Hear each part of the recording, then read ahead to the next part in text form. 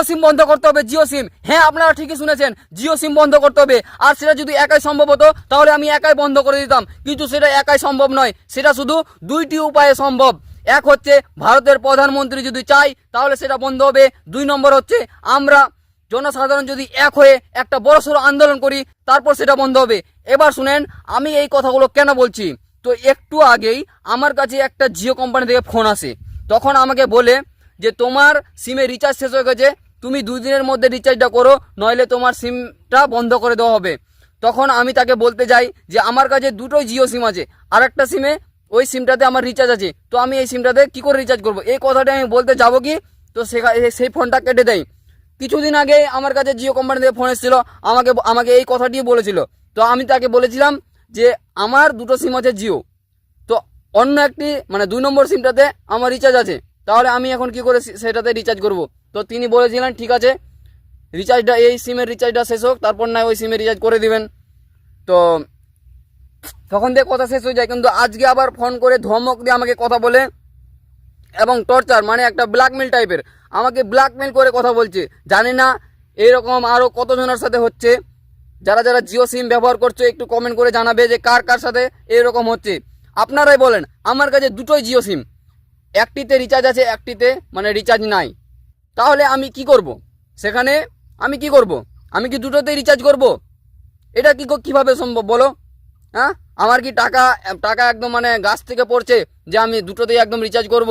একটা ফালতু মানে রিচার্জ যাবে, খালি ফালতু রিচার্জ যাবে, সেটা বলেন আপনারাই।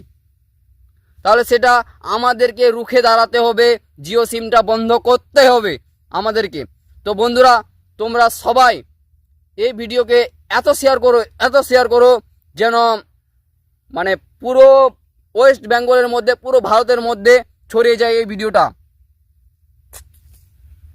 কারণ এই সিমটাকে বন্ধ যদি আমরা না করতে পারি তাহলে সাধারণ মানুষকে এভাবেই তারা টর্চার করতে থাকবে, ব্ল্যাকমেল করতে থাকবে। আর এরকম কার কার সাথে হয়েছে একটু কমেন্ট করে অবশ্যই জানাবেন।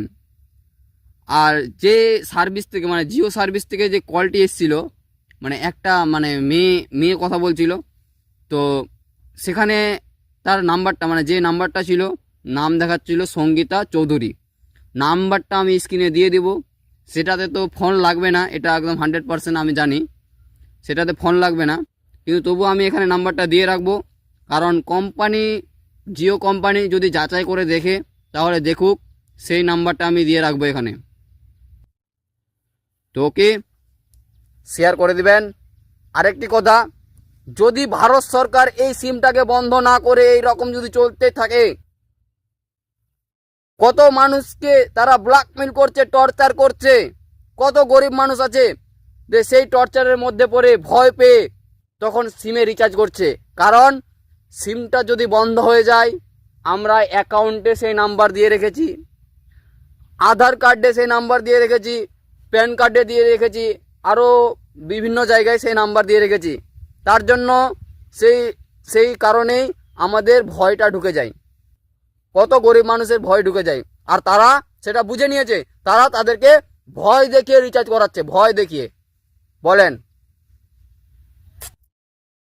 তো ভারত সরকার যদি এটা বন্ধ না করতে পারে, আমাদেরকে একটা বড়সড় আন্দোলনে নামতে হবে।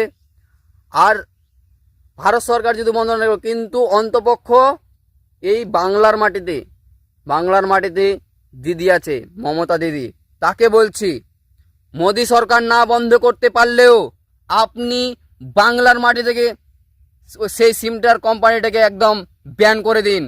আমরা আছি আপনার সাথে। কারণ আমরা তো জানি মোদি তো 1 নম্বর বিক্রি হয়ে গেছে, মোদি 1 নম্বর বিক্রি হয়ে গেছে আম্বানির কাছে।